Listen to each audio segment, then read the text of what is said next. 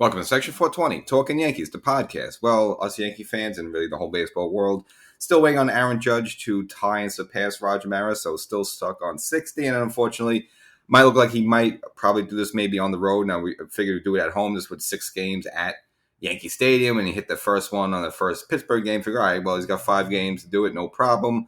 Unfortunately, hasn't done it at home, and it's kind of really tough, not really for him, just because, I'm sure he's thinking about it, but just for all the fans, we're kind of waiting for it, and it's just kind of, you got the Maris family following all around, and supposedly now that the Yankees are going up to Toronto, they may also follow them up to Toronto, so I'm just thinking all the cost of them. I guess they have money, just being the family of Roger Maris, and I don't know if the Yankees are footing the bill there, but I just think of all the travel and the suites and the hotels and all that stuff.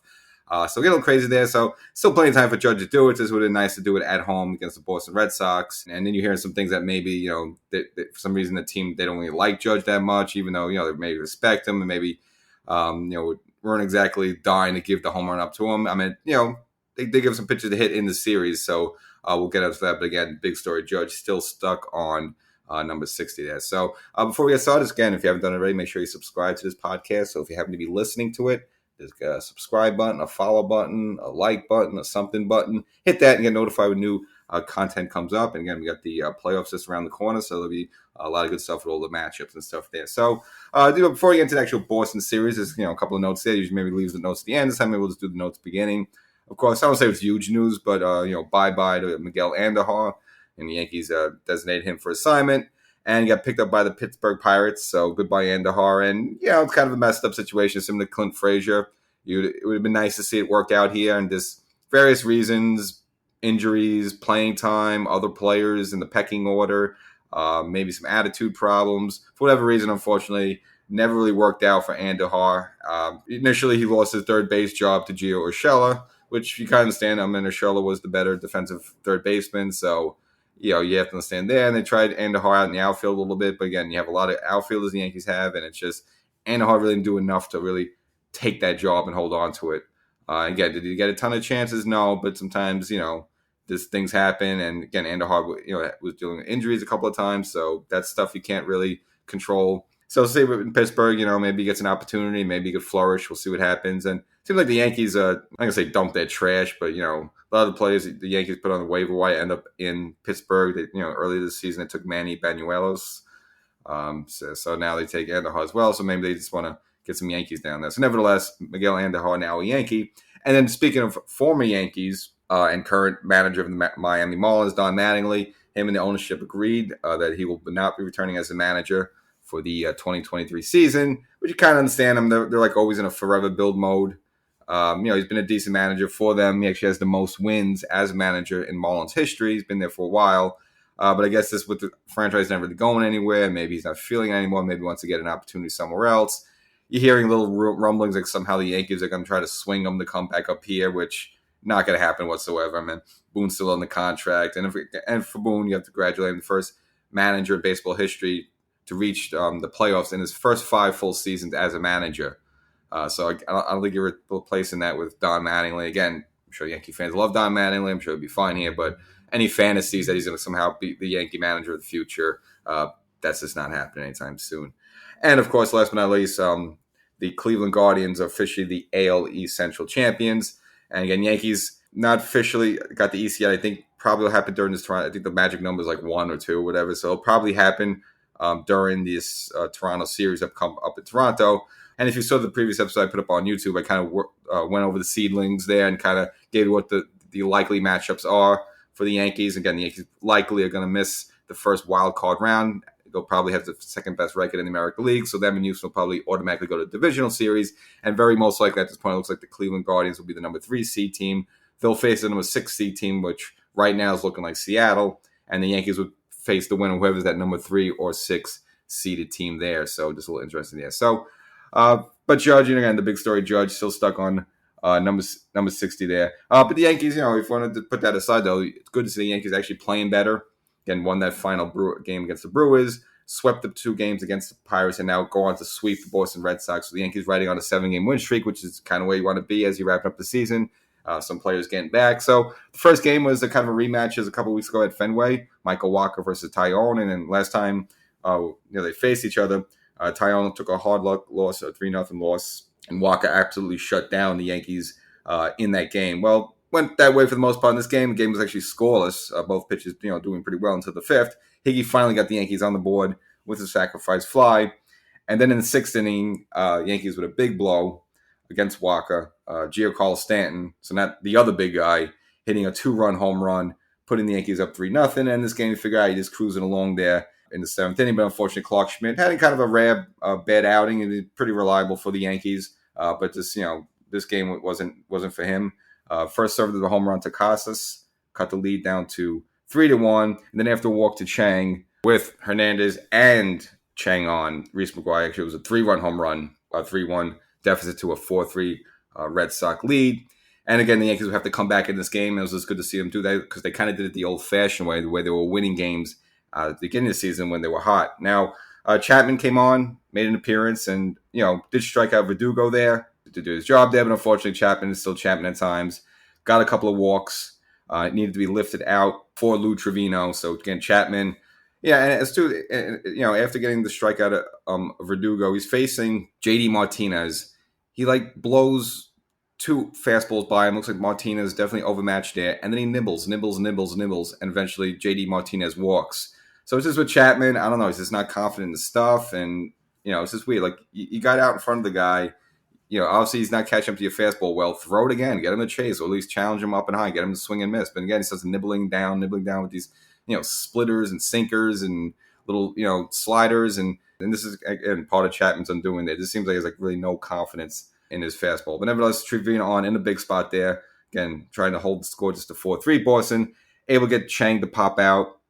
And then a big strikeout against Reese McGuire, who earlier, again, hit that big 3-run home run just to keep the score at that point 4-3. And then in the 8th inning, the Yankees would tie the game. Now, Stan would reach on an infield single there, so able to beat it out first base, and that's kind of a good sign there, just with that sore Achilles he's been dealing with, just the fact that he run. And kind of the formula the Yankees used earlier this season. So they lifted Stanton for pinch runner Tim LoCastro, and how many times we saw it at the beginning of the year, Stanton would get on somehow, and they would use LoCastro to swipe a bag or two and come around and eventually score. That's what would happen in this game. Now, LoCastro would go for second base. Now, initially it was gunned down and called out by the umpire, but then they went for a replay on that one, and they were able to get the call overturned. Looked like LoCastro just got his hand in there. So Yankees now set up nobody, runner on second, nobody out. Kind of Falefa was able to move him to third base on a sacrifice fly. And then with the score 4-4, Beta also with a sac fly to the outfield, and the speedy LoCastro was able to come home and tie the game at that point 4-4. Now, top of the ninth with Holmes on, and this is probably something that, again, won't show up in the box score, but a big moment there for the Yankees. So Tommy Pham leading off, hits a shot to the wall, which would look like normally a double, but Judge out there, played off the wall beautifully, guns Pham out at second base. So again, Yankees avoided disaster of having Boston with a runner on second, nobody out, and this Judge again just showing his valuable, not only offensively but the defense he provides. And again, the previous episode, Mylan Stolen of why Judge should be the MVP over Ohtani. Again, right there, just Judge is just having a great season, and he's a complete package. It's not just the home runs, it's the batting average, and it's also the Gold Glove caliber defense he can provide out there. So Holmes able to cruise along after that. Now, in the bottom ninth, this is probably Judge's maybe his best shot to get a home run throughout the entire 4-game series against Matt Barnes. Drove a shot to the wall, and the way the cameras, followed the ball, you think it was going to go to the moon, but unfortunately, it was just a fly out to the warning track to Hernandez there in center field. So for a second there, you thought he might have gotten in. The announcers were all pumped up, and the cameras are all going high, and you thought, wow, this is going to go to the courthouse, but unfortunately, just a fly out. And that was probably, again, Judge's best shot to send one out during this series. But more importantly for the Yankees, 2 scoreless innings by Clay Holmes. And then the bottom of the 10th, in extra innings, the Yankees were able to come around to win. Now, good managerial move by Boone, a little gutsy. So Rizzo was the ghost runner there. Now, you want to normally keep Rizzo in the game just for his defense. And, of course, he's a left-handed power bat. But Boone wisely, and people that want to criticize Boone, well, you got to give him some credit here, uses Gonzalez as a pinch runner. Now, you got Gonzalez on second, nobody out. They decide to walk to Gleyber Torres, which, obviously he's been hitting hot lately, and to get to Donaldson. So you can understand there that maybe they rather, not even walk Gleyber because he's hot, but again, it also sets up the double play there. So they decided to pitch Donaldson there, but Donaldson makes him pay, able to poke a single right past the third base glove of Devers, and then Gonzalez, the speedier runner, then Rizzo, able to score. Again, if Rizzo's there in a second, you can't really guarantee he would be able to score, but Gonzalez much quicker there, able to score for a thrilling 5-4 Yankee win. A good way to kick off the 4-game series. No home runs by Judge there, but the Yankees take the win there, which then brings the Yankees to game 2, which is a little troubling just because the fact, okay, they won, but again, more uncertainty for Mr. Garrett Cole there. So the game was Cole versus the veteran left-hander Rich Hill, and Cole, as he's been doing this whole season, giving up home runs.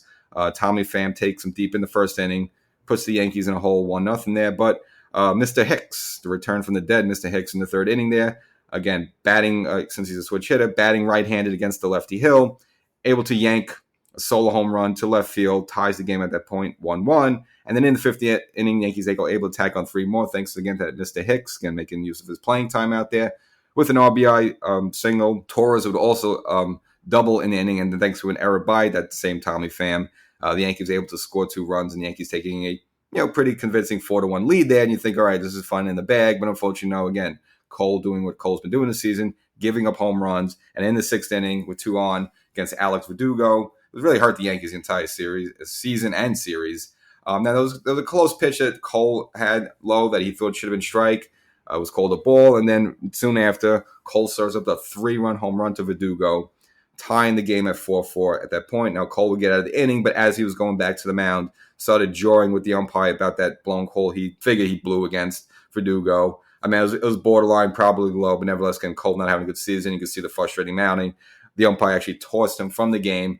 He was probably coming out anyways in this game after his 6th inning of work, but nevertheless, Cole thrown out for arguing with the umpire there. Again, it's Cole. Really got to shake at all these home runs he's given up. Is he tipping pitches off? What's going on there? Is him and catches not on the same page? Again, it's really been the problem of Cole pretty much for the majority of this season. But good news for the Yankees in the 8th inning. Harrison Bader, again, really having a great impact on this team, and again, it kind of softens the blow of giving up Jordan Montgomery and having Montgomery being successful in St. Louis. Bader, you kind of see what he brings to the table. Pinch hitting for Cabrera, able to draw a walk, steal second, but able to get to third base on a throwing error by the pitcher. And then Trevino with the flare single to center field. Bader on third base, easily able to score. Puts the Yankees ahead 5-4 at that point. Now, Loaiza goes on. You didn't get a save in this game because he pitched the 8th inning, had a clean inning, and then he came back on the 9th. So, again, this wasn't a save situation. It was just he was going to get a win, which he did in this game. And he was able to close out Boston in the 9th inning as well. So, it's, again, 2 scoreless innings by Loaiza. So, good to see there. He gets the win. But, again, Cole just, still scratching your head. Cole is giving up these home runs, and they got to figure that out again because playoffs are going to be soon here around the corner. And then the third game was going to be an afternoon matinee at Yankee Stadium, 1 o'clock game. Now, this was the only game that was going to be on the YES Network for the 4 games. So I'm sure, Michael Kay was probably happy to finally get this opportunity. He probably figured that, whether it was Fox guys or the Apple TV guys, they were going to get the shot to call the Judge home run, which would have been kind of tragic just because you want the home announced team, the YES Network team, K, to make that home run call. So this would be the only game he had an opportunity to do that. Again, every time they cut away from national coverage to Judge during this game, he would kind of plug himself and the YES Network there. But unfortunately for Kay, he would not get a call a Judge home run during this game, but he would be able to call a Yankee win, which is still not bad as the Yankees are still trying to chase down the magic number to get the AL East crown. So this game was Domingo Germán versus Nick Pivetta, and Judge has good numbers against Pivetta lifetime, so you figured this might be the game to do it, but unfortunately that would not be the case. So in the first inning, the Yankees got on the board right away. Gleyber Torres, again, has been hot lately. Now, he had a 3-0 count. Normally you take a pitch there, but since he's hot, the Yankees gave him the green light, and he was able to smoke a Nick Pivetta shot to left field, put the Yankees on the board, solo home run, 1-0 there. But unfortunately, Germán wasn't terrible. Just not overly sharp, though, in this game. And in the second inning, Boston got to him. Casas with a 2-run home run with a run, put Boston up 2-1. And then Verdugo, who had that big 3-run home run the night before against Garrett Cole, adds a solo shot, puts Boston up on that point, 3-1. Now the Yankees would chip away in the bottom of the second. IKF, RBI single, would bring home Cabrera. Now Harrison Bader tried to make it to third base. Now initially they called him out. Now when you check the replay, it looked like he got his hand in there before the third baseman, Devers, put a glove on his chest there. And so it seemed like it would have been overturned. Again, the Yankees got the overturn of Castro stealing second there, on the opening game. But the call in the field stood, which was kind of surprising because it looked like he did get in there. But the Yankees at least put one run on the board, and were just behind at that point, 3-2. Now in the fourth inning, with Stanton on, Cabrera, who scored earlier, and again he's been looking very more and more comfortable up here in the big leagues, in the pinstripes, with a runner on, hits a 2-run home run. And so a score swinging home run there turns a Yankee 3-2 deficit into now a 4-3 Yankee lead. Now in the sixth inning, Yankees up 5-3 at that point. They tacked another runner on. This was going to be the big debut of Zach Britton, again, coming back from the Tommy John surgery. And unfortunately, didn't go too well for him. He would issue 2 walks and a single in the inning. He did strike out Verdugo, but again, he would eventually walk in a run, walk to Casas there. So pulled Boston within 5-4. But again, the more pressing thing is that now it was bases loaded and only 1 out for the Yankees. And it was a situation that looked like Boston might have been able to swing and take the lead there. And Lou Trevino had to come in and actually probably had, might have had one of his best or biggest spots really, just jams to get out of. Able to strike out Bobby Dahlbeck. And then Reese McGuire, able to get him to ground out and preserve the Yankee 5-4 lead there. Again, big spot for Trevino, and he kind of came through there for the Yankees and able to kind of hold on to the 5-4 lead, but not a good outing for Zach Britton. Not going to go crazy about that. We'll kind of talk about that afterwards. Now in the seventh inning, Boston would end up tying the game with Lucas Lucky on. Again, Trevino started the inning, but Lucky had to come on to help, follow up there. Would get a big strike out of Devers, which you would think, oh, great. From there, you kind of cruise along. But Bogarts would get on due to an infield single. And then he had Verdugo set up, but Verdugo able to, for a bit of an excuse me, check swing type of single, go to opposite field to left field there. And then Almonte on the bags, able to score from third base, tying the score at that point, 5-5. And again, a situation with a couple of runners on, you think maybe Boston now could take the lead, but Lucky able to buckle down and get a strikeout of Hernandez to escape the jam. And the Yankees just leave with the 5-5 tie at that point, which brings the Yankees to the bottom of the seventh inning. Now, at this point in the game, it was an afternoon game, started at 1 o'clock, so by 4 o'clock when you get those shadows in Yankee Stadium there. Now, what happens is that part of home plate and part of the lip of the infield grass there is covered in shadow, and then you have your pitcher in the bright sun throwing like 100 miles per hour at you. So very tough situation there, and it's obviously advantage pitcher in most cases there. Now, Hicks was up against the tough right-handed John Schreiber. He kind of throws a little bit sidearm, similar to Scott Efros. So not an easy assignment. And Hicks actually was down in the count early in this one. And again, to his credit, he had a good game the game early, getting a home run and an RBI single. In this game, down like 1-2 in the count, able to actually work a walk against some really tough sliders coming in on him. Again, very easy to just swing and pull the trigger there with all the shadows and dealing with the lights there. But actually, Hicks, to his credit, able to work a walk there, which brought up Aaron Judge. But unfortunately, Judge would strike out in that spot there. Again, so the fans still waiting for that home run there. But more importantly, after that, then came up Anthony Rizzo. Again, dealing with those same type of shadows, and again, dealing with a very tough right-hander, John Schreiber, able to yank a pitch over the right field wall and give the Yankees at the point a 7-5 lead in the game. Now, another Yankee returning from injury, Scott Efros, will come on in the ninth inning. And same as Zach Britton. Obviously, the rust was there. Gave up a single to Devers. Ends up hitting Xander Bogaerts. So not a good way you want to start the frame there, especially when you're trying to preserve a 7-5 lead. But with 2 outs, he was able to buckle down, and Boston threatening with bases loaded. Again, he was able to get Bobby Dahlbeck to ground out to IKF, and then kind of Fluffer easily stepped on the second base bag for the force, and the Yankees barely hold on to the 7-5 win there. So again, Efros not very sharp there, Boston battling it back, but again, at the end of the day, Yankees able to hold them off for the 7-5 win, and the Yankees had now taken the first 3 games of this Boston series, which now brings us to Game 4, and kind of a bit of an abbreviated game, thanks to some rain, and I'm sure the Yankee fans not too happy because it was really their last opportunity to see Judge before they head out to Toronto there, and unfortunately, it looks like, again, most likely he's either going to tie it in Toronto, maybe go ahead, but the Yankees fans will have another opportunity because, again, next weekend, they host the Baltimore Orioles, so that's 3 games where, again, possibly Judge could do this in front of the Yankee Stadium crowd. But nevertheless, the game was Nestor Cortez versus Brian Bello. And I got to say something about this game because I actually went to it myself, and just being in the crowd and just watching Bello. I mean, 23 years old and just painfully slow in delivering the ball in this game between pitches, and just the whole game. He was worried about the dirt on his cleats. I understand it started to rain late a little bit. A couple of mound visits. It seemed like he was off base with his catch in. The catch had to come out and talk to him and go over the signals, and just painfully slow in between bats. And I think it actually ultimately cost Judge one more opportunity late in this game, and I'll get into that. But game was scoreless into the fourth inning. That was Nestor Cortez versus Brian Bello. And it took almost to the fourth inning to finally the Yankees were able to get on the board again. Bello was pretty tough in this game, though. Cabrera was able to lead off the inning with a double. Now, Beta and Hicks would strike out after that. But Cabrera, again, doing it all, whether it's hitting home runs, playing infield, playing outfield, and able to, on the bases, steals third base. So a gutsy move there with 2 outs. And then Trevino was able to pull a ball past the third base bag, just fair.